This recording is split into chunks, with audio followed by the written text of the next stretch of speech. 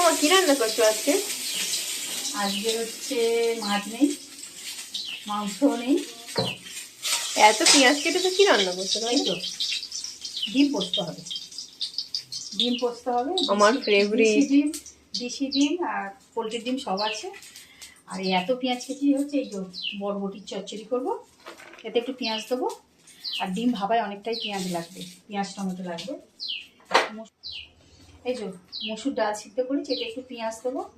আর কালকে রাত্রে তরকারি ছিল, এইটা একটু টিফিন খেয়ে নেবো, আজ তরকারি করবো। আর হচ্ছে চালটা ভিজিয়ে রেখেছি, কাজু আর পোস্ত ভিজিয়ে রেখেছি। আর স্যালাডের জন্য এই যেগুলো শসা, গাজর, লেবু, পেঁয়াজ এইগুলো সব করে রেখেছি। আর একটু পেস্ট করিনি, করবো পেস্ট আর কি, পড়াতে তো। এই আজকের মেনু। চাটনি আছে, গরম করে নেবো। টাটা।